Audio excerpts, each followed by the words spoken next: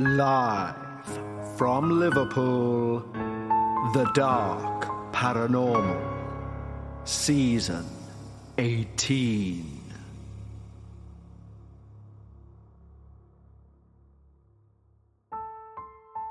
Hello everyone, and welcome back to our penultimate episode of Season 18. The season has flown so quickly, I can't believe next week is our finale already.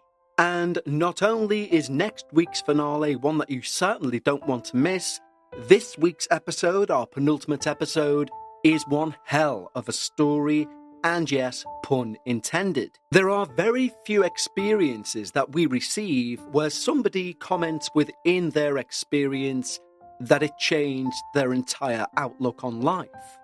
But that's what we have today.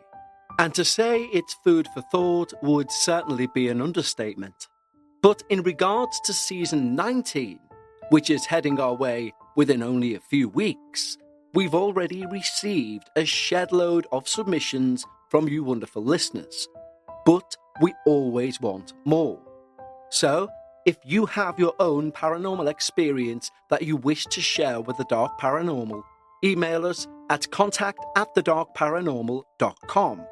Some of the experiences for next season I genuinely have not read the likes of. And yes, as usual, I've plotted out next season. But also as usual, as you know, it's a fluid sort of setup here. Therefore, if the right experience comes in, I will make sure it finds a place in that upcoming season. So once more, that's contact@thedarkparanormal.com. Now, I did mention last week that Season 20 will be our last numbered season, and from there on out, we will just be known as The Dark Paranormal. The show still will run in seasonal format, because even podcasters need a break now and again, and on your podcatcher of choice, it will undoubtedly still say Season 21, 22, etc. It just won't be announced at the beginning. And it's from that point we will be looking at refreshing the music, and maybe a few other additions. One addition we did allude to last week, which our Patreons found out about this week, is that from Season 19 onwards, we will also be doing a video version of Dark Realms. So that will release the same day on our YouTube channel, which is up and running already, and has just the audio there, but if you head over to youtube.com/The Dark Paranormal, you'll be able to subscribe and be ready for when we start doing our Dark Realms videos next season. And like I say, our Patreons found out about that last week because our Patreons, of course, get the exclusive news first. They also receive each and every episode on this main feed, both early and ad-free. They also have the opportunity to get access to our entire back catalogue of Dark Bites. Dark Bites, in fact, is an additional podcast only for Patreons, where we take a look at some of the shorter experiences that we've received that didn't make the main show. And there is well over 100 hours of Patreon-only content in that back catalogue. Not only that, there's a brand new Dark Bites each and every Sunday of the year, even during the break in seasons. So, with the break in seasons coming up, now is the best time to join what I genuinely believe is the best paranormal community out there. Head over to patreon.com/The Dark Paranormal. And at the end of every single show, we proudly read out the names of all of our newest team members. So head over to patreon.com/The Dark Paranormal. But right now, it's time. Lower those lights, make yourself comfortable, and most importantly of all, leave your disbelief at the door, as we hear all about the haunting of Old North Circular Road. Hello, Kevin. I've been a long-time listener of the show. I would like to remain anonymous for this submission, so I've changed my name to Rose. All other details of this experience that changed not only my worldview, but my entire life remain the same. Hearing other people's paranormal experiences on this podcast has made me feel less alone. So thank you for the work you do. I need to give you some background on my own set of beliefs. as it will contextualize my transformation. Ireland is an extremely Catholic country. It has been for a large chunk of its history. All of our primary and secondary and some third-level education buildings are actually still church-owned. You have to go to a non-denomination school or a school that has no religious affiliation if you want to get around that, but they are few and far between. This is mainly because the Catholic Church in Ireland owns most of the land these institutions are built on. And so, with that, children who enter these primary schools, even up to now, will need to get their baptism, communion, and confirmation. So, even if their parents aren't fully in the faith, or they're lapsed or full atheists, it's hard to escape the Catholic traditions that are woven into every single part of our society and milestones in life. Everyone that I know personally and have known my whole life has been buried with a church funeral, even though they barely went their whole life whilst they were alive.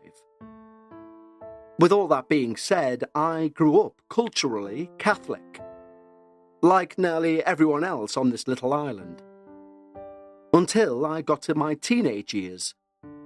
Then I completely rebelled against the lukewarm teachings I was told to believe, and I was evangelized, so to speak, by the new atheist movement, the likes of Richard Dawkins and Sam Harris and so on.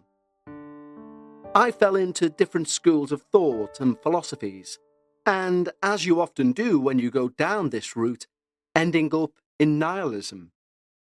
I had a very dark outlook on the world. I'm older now and a lot wiser, and I've since realised those arguments put forward by the atheist movement can offer no real meaning to humans, or no real foundation in which to plant ourselves as we endure life's sufferings. But back then, being an atheist was my identity. I laughed at the church. I thought it was all backwards. That was until I moved into the old North Circular Road. It was there the veil between the logical and the supernatural was torn. Ireland has a housing crisis, the worst in Europe. So when I heard back after dozens of applications from an old basement flat in a Georgian house about 350 years old, I knew I had to go and see it. You can look up North Circular Road on Google Maps. It's one of the oldest roads in Dublin. All along the Georgian brick houses are ancient trees, and if you look at the houses, there are still little hooks built into the pavement. That's where they would tether horses to years ago. The houses, and this street in particular, have seen many, many decades come and go. As I stepped onto the road, out of nowhere I got this feeling of pure despair. There's no other way to explain it. As I got nearer to this flat, I immediately began getting drained. An instinct kicked in that told me to turn and walk away. But that was totally and completely irrational. So I ignored it, and I pushed on. I don't even know if I can call this space a flat.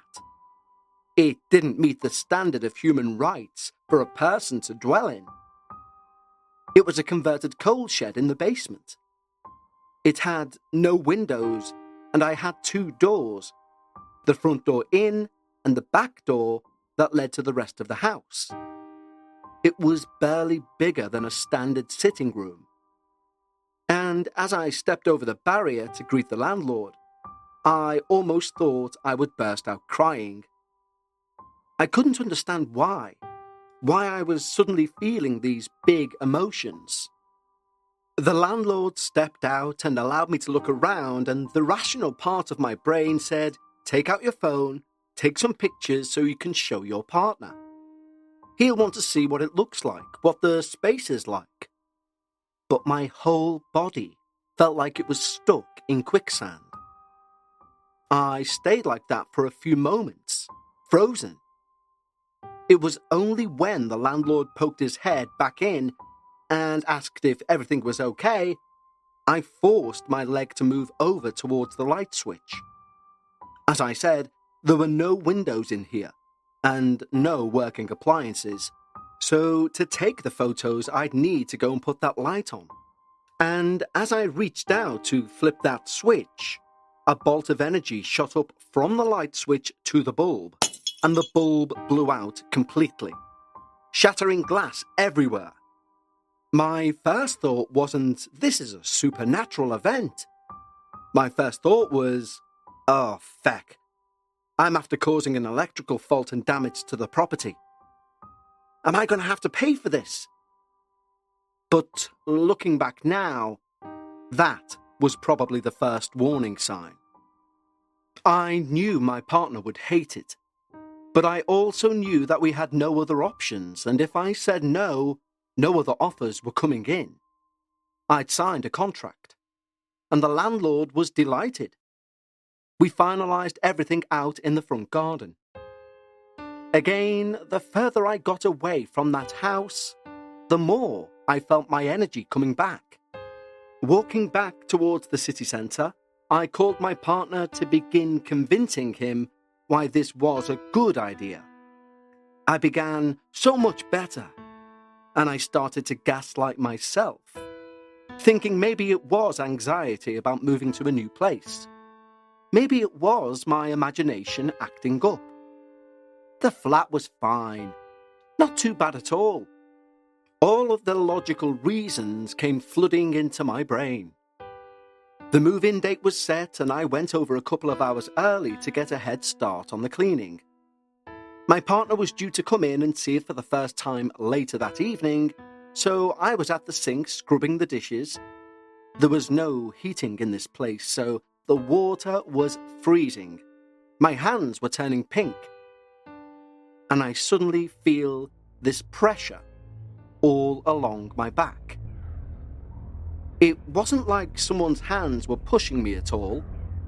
It was more like this slight pressure from my head to my feet, moving me out towards the door. But it didn't have hands, if that makes any sense. It was like a full body gently pushing, like being swept away by a current almost. I turned around and nothing was there. So my logical self just went back to doing the dishes. When I began scrubbing the grime off the walls, I went to rinse the sponge in the water. And I realized that I was suddenly outside in the front garden.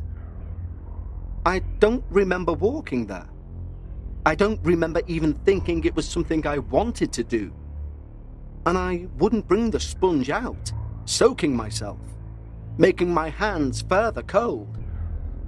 It may seem like I'm putting a lot of emphasis on my cold hands, but you need to understand this experience was so unsettling. The only thing I knew for sure about anything was the physicality of it. I knew that my hands were cold. I knew they were wet. I knew I was cleaning. And then I knew I was suddenly outside, with no memory of ever getting there. And sometimes it feels like that experience is just going to get rationalized to a point where I don't recognize it anymore. But I keep coming back to myself and coming back into my body and anchoring myself in the physicality of it. I didn't walk out there. I knew where I was and I knew what I was doing. And again, this feeling of dread and a massive energy drain came over me. It felt full of sorrow, for no apparent reason. But things needed doing, so I went on to clean the bathroom. After 20 minutes or so, I found myself outside in the front garden again. Now I'm beginning to get really freaked out. And so I told myself I must have just come out here because I wanted to ring my partner. So, with shaking hands, I dialed his number. He said he was 30 seconds away. Moments later, he came into the front gate and he stopped just outside, like he'd walked into a glass door. And he turns to me and says, "I don't want to go in there." Now, my partner is like me, very rational. He's very stable. When I asked him why, he said, "I don't know. It's just a feeling." Mind you, all animals, dogs, and people, young and old, they all love my partner. His energy is very well balanced. He's optimistic, a happy-go-lucky person. But over the weeks and months that we lived there, he began to change. He became much more sullen, withdrawn, quick to anger. He's never been like that in the 11 years I've known him. And since we moved out of there, he's never been like that since.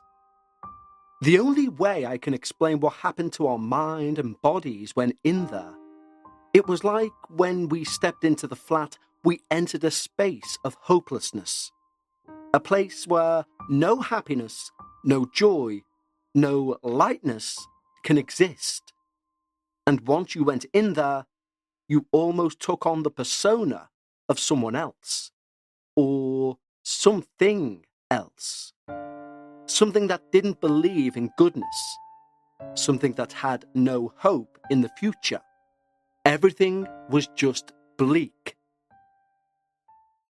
Let's have a quick break to ask you a personal question. Are you feeling overwhelmed by hormonal changes? If you're a woman, you're definitely not alone. There are more than 1,000 hormone disruptors living rent-free in our environment right now. Our food, our water, the air we breathe, the clothes we wear, our skincare. You would not believe the amount of things that can mess with our hormones. Even nature likes to put us through hormonal changes, premenopause, menopause, and while it's a natural process, it doesn't mean you're meant to suffer through it. And the good news is, you don't have to suffer through it anymore because we now have Hormone Harmony, a formula made with only herbal ingredients that are shown to reduce hormonal symptoms in women of all ages. Happy Mammoth, the company that created Hormone Harmony, is dedicated to making women's lives easier. And that means using only science-backed ingredients that have been proven to work for women. They make no compromise when it comes to quality, and it shows. Hormone Harmony is not just a hormone-supporting supplement, it's become a phenomenon. Women cannot stop talking about it on social media. A bottle of Hormone Harmony sells every 24 seconds. And the biggest benefit? Feeling like myself again. That's what women mention over and over in their over 30,000 plus reviews for Hormone Harmony. For a limited time, you can get 15% off your entire first order at happymammoth.com. Just use the code DARKParanormal at checkout. That's happymammoth.com and use the code DARKParanormal for 15% off today.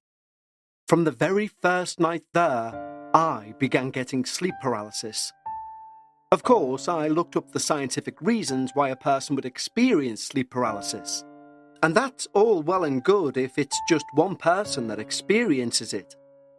But this time, my partner did too. In this frozen state, and in my mind's eye, a creature crawled up my body. This creature had long dark hair and a face that was pure evil. Now, we hear a lot in stories going around, and we've read it in horror books. But I knew when I looked in its eyes that this is what real, pure hatred looks like.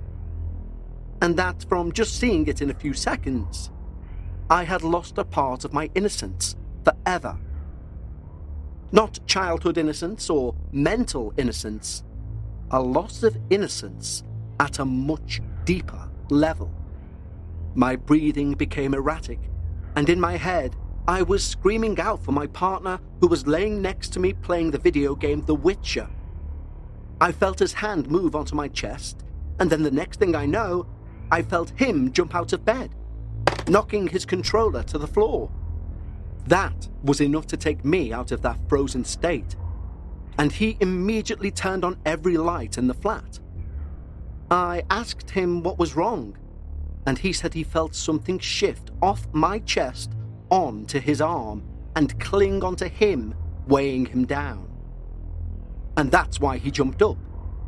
So I told him what I was seeing whilst in that frozen state. I'm sorry if my writing is flat, and that I'm not using any flowery language. I'm just trying to get the factual things that's happened across to you in the best possible way. So forgive me if you have to do a lot of rework on this to make it palatable. The next thing that happened was my partner was asleep in bed.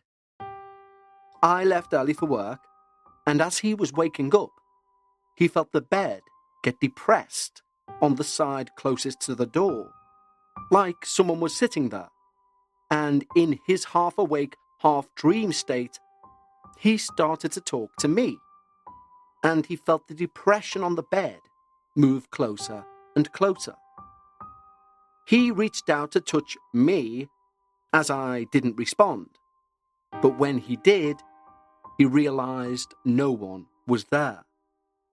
Again, he jumped up and ran out of the flat.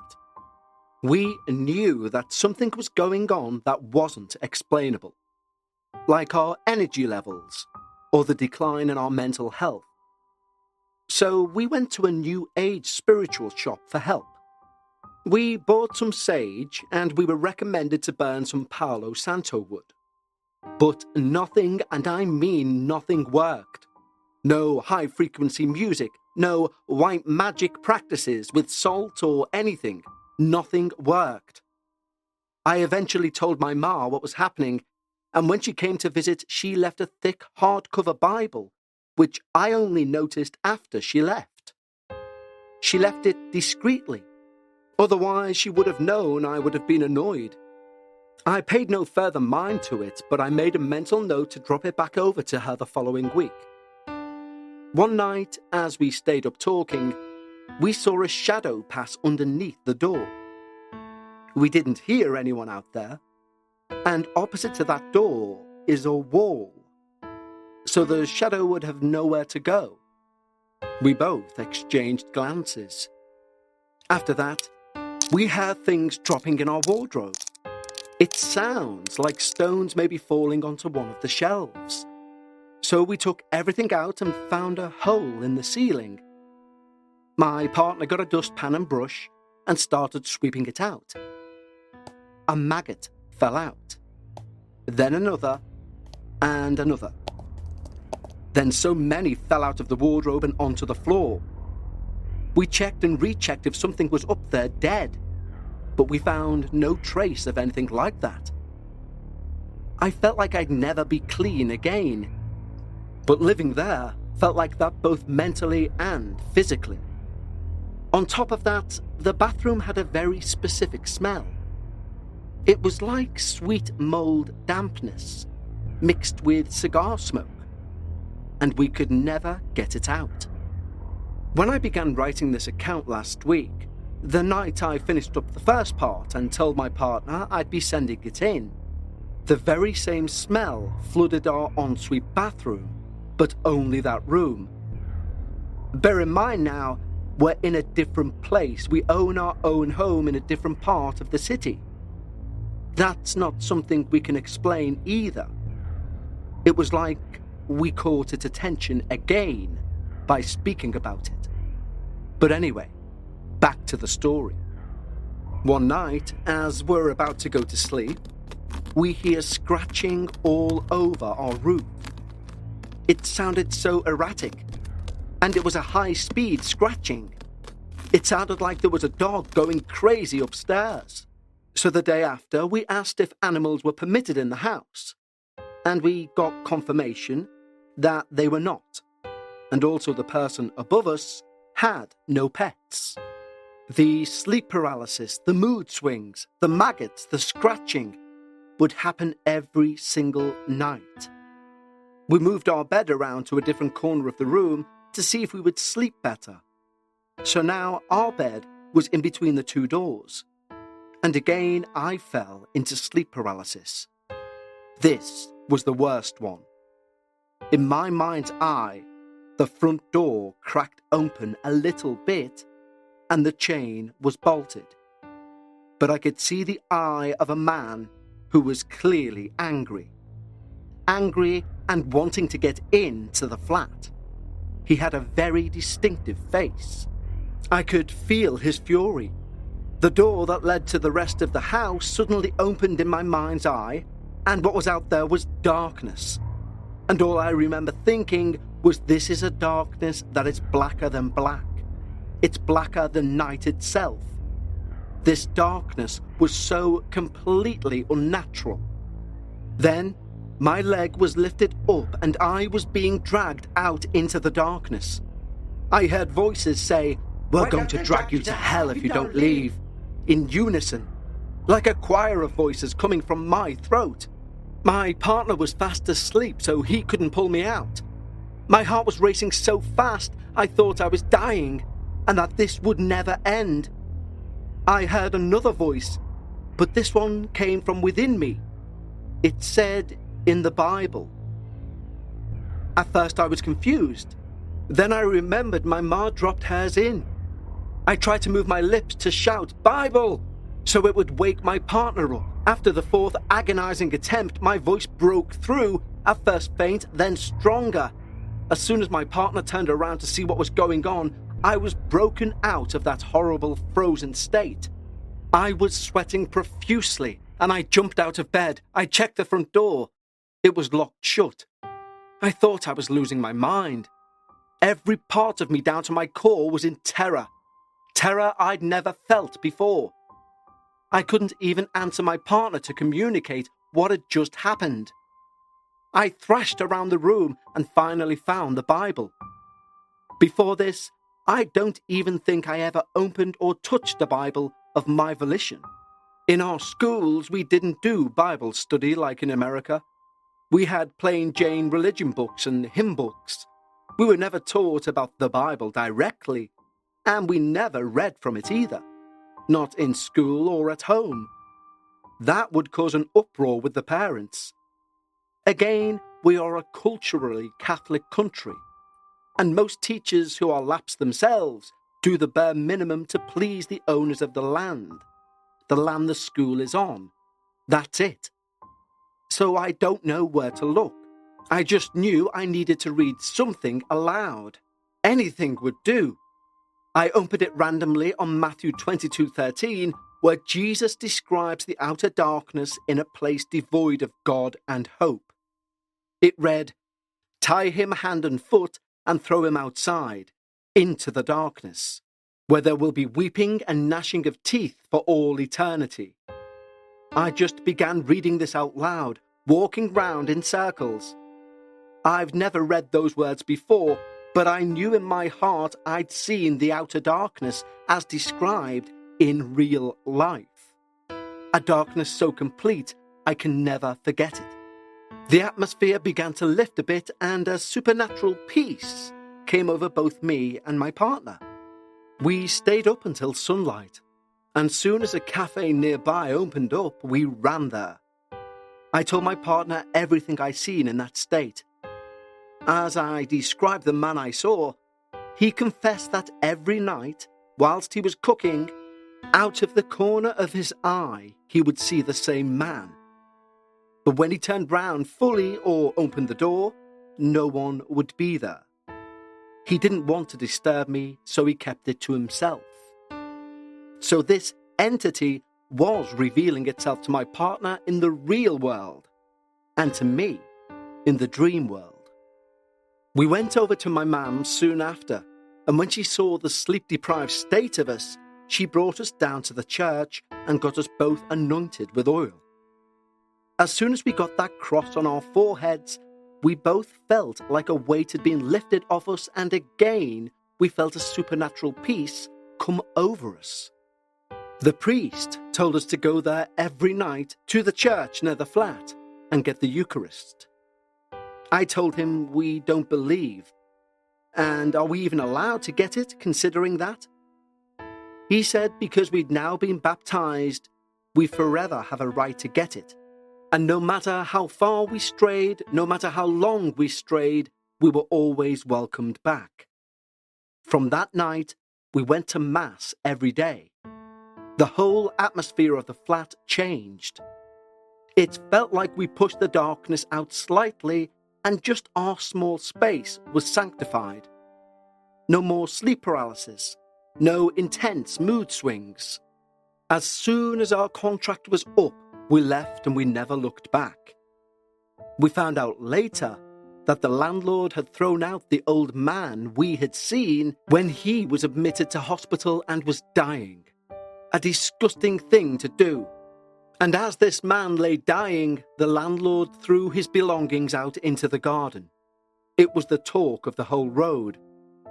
When we both saw a photo of the man, it confirmed everything to us.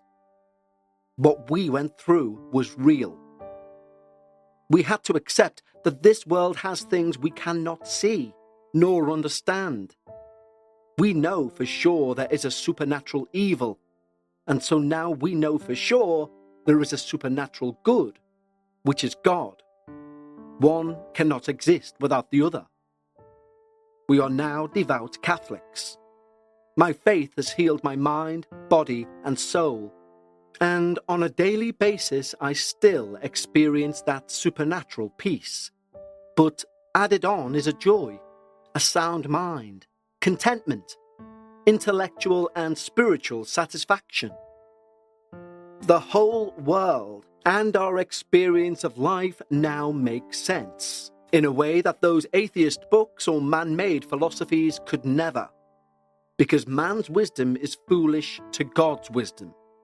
My faith is the best thing about my life, and trust me, I am very lucky in terms of what my life looks like on paper.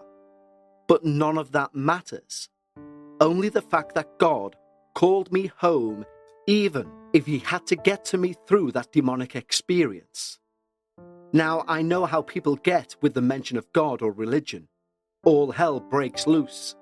Excuse my pun, a bit of comedy is needed sometimes. So if you're unable to read this out the way the world is now, I understand. But that doesn't matter to me. If it is only you that sees this, that's enough. I hear so many stories of hauntings on this podcast. They tend to end with something like, the priest did a prayer, or I prayed and it went away, but I'm still not religious, or I still don't believe in God, etc. I have to admit that's very ironic. Across all the hauntings, possessions, supernatural happenings in the world, the main cure always seems to be the church, or prayer to God. People will so readily accept the reality of the demonic or bad energy, but when it comes to the good, they don't seem to want to hear it. I will say for lapsed Catholics, I get it. The faith and its teachings are so terribly represented and taught. I never in my wildest dreams thought I'd encounter the supernatural. And never in a million years did I think I'd come back to the faith in my 20s, at the peak of my self-obsessed girl boss stage in life. But God works in mysterious ways. Take care, Rose. Well, that's not where it ends, because a few days later, I received the following update from Rose. Since submitting this, my husband came under a horrible spiritual attack. He had the most horrifically violent dreams and sleep paralysis seeing the same man. We are shaken up, but just wanted to say, if you don't mention that it was God that saved us, don't read this out. We did not save ourselves from that evil. God did, and he deserves the credit. Well, Rose, or be that not your real name, thank you beyond belief for that amazing penultimate experience. And you have some very strong opinions, obviously, about your religion. I too am a Catholic, I am a lapsed Catholic, and I would never not put out somebody's experience with the supernatural because of a religion they sided with. It is the dark element of the supernatural we want to discuss, we want to look at, and we want to investigate. And if attached to that is somebody's faith, I don't see any reason why it should not be read out. And you are quite right in what you say at the end. Many of our experiences do end with some sort of church or priestly or religious-esque solution. Also, within regards to Catholicism, they feature as a religion so prominently in these demonic cases, if you will, because other religions don't do that sort of thorough cleansing or exorcising, if you will, of a place or even a person. Other religions have been known to even move people towards the Catholic Church to solve their demonic problems. Not that other religions don't have their own version of someone who could perform a cleansing or something similar, but you're quite right. The majority of cases, at least in the Western world, people are pushed towards the Catholic Church.